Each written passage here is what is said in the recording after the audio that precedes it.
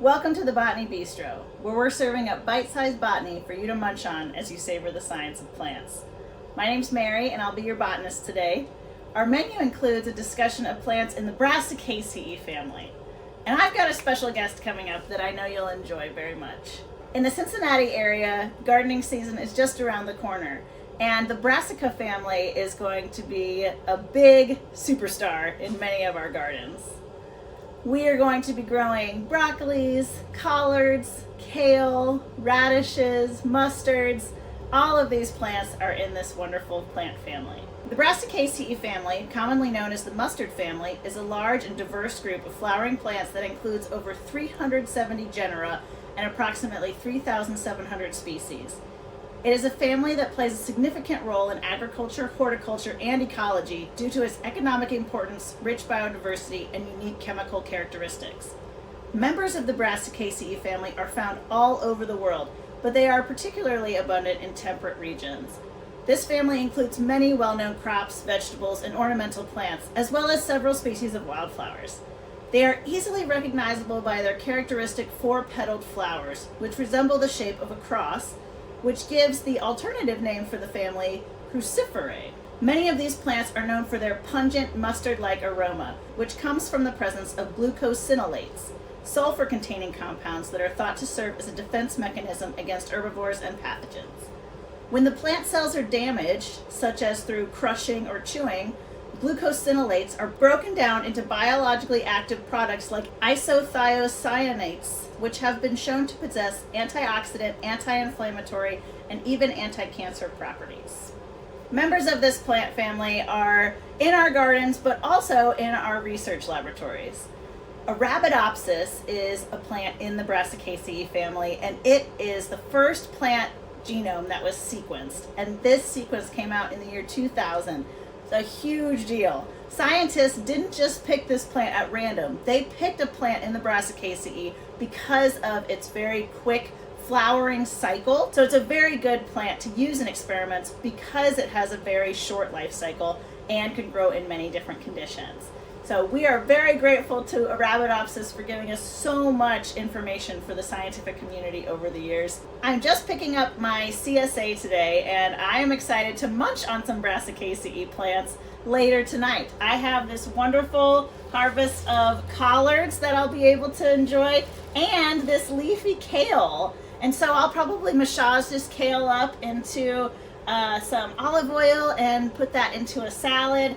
The collards I can cook down into a side dish that I can serve alongside some potatoes and maybe a little bit of a pork chop. I think that that would just be so delightful.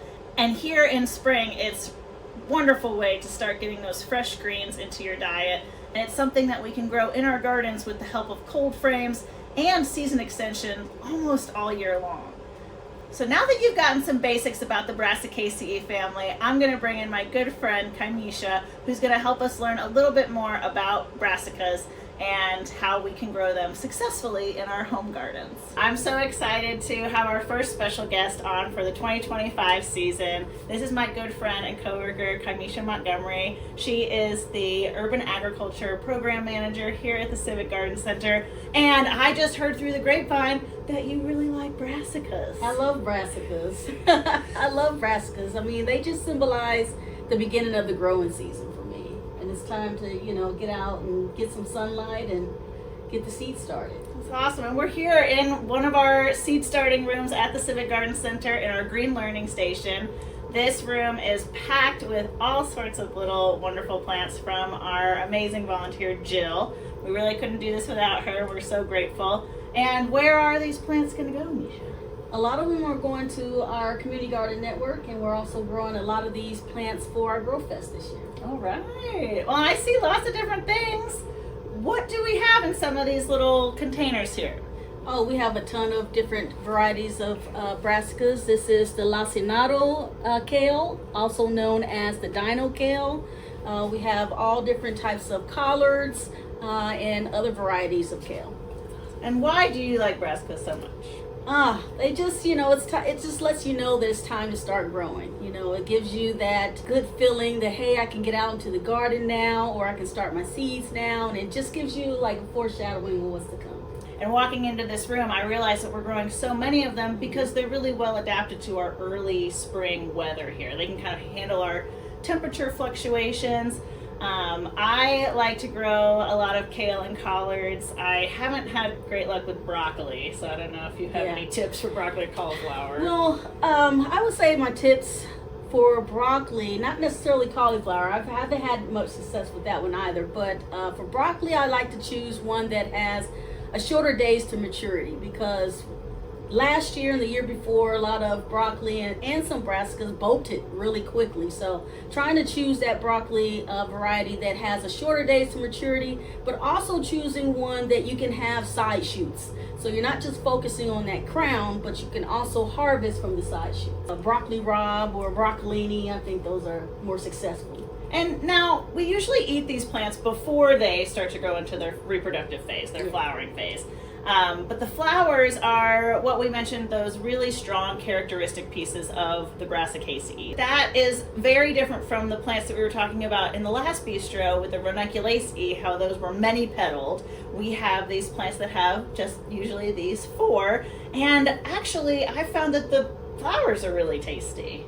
Oh yeah, you definitely can. The flowers are edible, so that's something that you can do. Just be intentional with it, because if you're, as far as eating the flowers, that's great, but as far as eating the leaves, they can be pretty bitter. Yeah. And of course, pests love unhealthy plants, so that also can be inviting other non-wanted pests into your garden. Ooh, tell me more about that.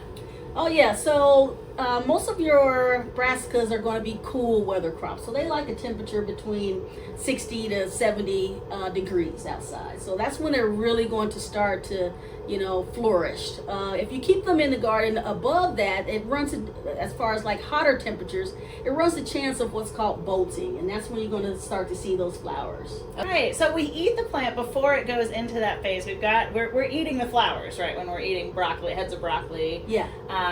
They just haven't quite come out yet. That's so cool. One of my other favorite brassicas is horseradish, and I like lots of different types of radish, but particularly I like horseradish, and I've been trying to grow horseradish in my permaculture garden. It's one of those companion plants, right? Mm-hmm. I haven't actually dug the roots up and used them because my chickens keep eating all of the leaves, and so I'm just like trying to let it have what it can have. But why is horseradish one of those plants that they say you should plant around other plants? Well, it has a natural repellent, so that's something that you'll want to as a benefit for companion planting. But it's also great for breaking up high clay soil, so it's a great companion plant in that way. Okay, and daikon radish does a similar thing. Yeah, daikon radish, horseradish, they both are great for breaking up the soil. What are we keeping away from the plant? Aphids, beetles, some of the insects that you'll find in your garden that they can help repel. Do we want to talk about mustards? Oh yeah, definitely. We can talk about mustards. Okay. I like mustards. They bolt really quickly. They bolt really quickly. Of course, we're going to try to grow them, and we're not going to try to grow them to where they do bolt, but we want to try to grow them and harvest them when they're babies. That's when they're going to be most tender. That's when they're going to be, most appealing, and that's how most people cook them. But also, not only just for edible purposes, they have so many different powerful benefits as far as soil health. So, a lot of people use them as cover crops also. Ooh, okay. What else do we have for our brassicas? Collards. Yes. Yeah, collards are very easy to grow. Like you said, I love the color. I love all of the different variations of collards. I even love vates. I love Georgia collards, Alabama collards. There's just so many different variations and species of collards that I just love to grow. And once you start to learn a lot of different historical values of collards and cultural impacts on growing collards and eating collards, it starts to open your mind up to like, wow, there's so many different species that I haven't been familiar with that I am now. Do you have a favorite? I like the Alabama collards. Okay, what's Alabama or Georgia collards? Okay. They grow really well. They're heat tolerant, so they grow well here. Okay. A lot of them are, they are, I wouldn't say heat resistant, but they grow well in higher temperatures to where other ones like mustards probably wouldn't do as well in those higher temperatures here. Okay. Yeah. Nice. And how did you find out about these different kinds of collards? Oh, so there's a collard project out of Southern Exposure. And so they have a very big collard project where they have all these different types of collards. And they also have, working with the USDA, some of the seeds that you can actually order and become part of the USDA program to keep those heirloom seeds going.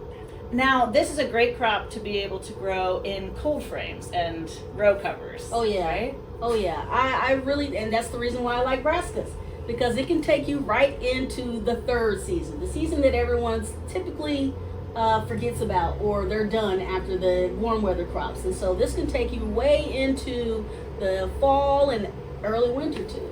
Just make sure that you're taking your precautions to protect the plant during the extreme weather conditions, like the extreme heat.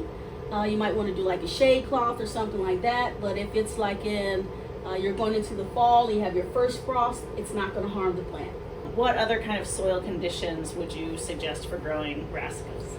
I would suggest compost. That's going to be a really good nitrogen source. It's a nice organic material to put back into the soil. Of course, the brassicas are very heavy in nitrogen feeding, but they also can replenish the soil as a cover crop, especially mustards, because they break down very easily. And that decomposed material is going to get back into the soil and help replenish the soil with nitrogen. Nice. So I could leave a little corner of it in my garden and spread it around and have it kind of feed just itself use it as a over green here. manure. Would you rotate this crop around your garden? Oh yeah, definitely, because it is such a heavy feeder, and that's what you really want to do, is try to crop rotate any crops. You don't always want to have crops located in one space of your garden because of the nutrients that is taken from the soil. And so that's also going to help with deterring pests, because now they're like, where are my brassicas? And so that'll help with controlling pest issues too. Okay. You can try to control the environment by using some kind of insect netting and things like that. Okay. But if you're not, then with that plant bolting and it starts to become unhealthy, that's going to be an invitation for those plants to just come and devour it. And like you said, the cabbage moth, and then you have other issues with like broccoli. When it starts to bolt, you have harlequin beetles and stuff like that. You can probably start to put these out into the garden within the next few weeks. We have had some temperatures that went a little bit below 50 degrees, but you can always protect them with like a row cover. So just make sure you're looking out for that forecast. Before these little ones are out in the garden, we are definitely going to harden them off, and so that's a process that Jill has been doing. And so she'll load up a cart with some of these trays, take them outside for a few hours, let them kind of experience that full sun, bring them back inside, and over time really gradually acclimate them to that outdoor environment. Now, when I'm planting my crop for the fall, that third season crop, usually I guess I do put the seeds right out, because it's that warmer temperatures. Mm-hmm. And they tend to do, I think, well from seed at that point. But yeah, this early spring's a little too tricky for us. Yeah. These grow well in the fall, so this is a great fall crop. Yeah, you have less pest pressure.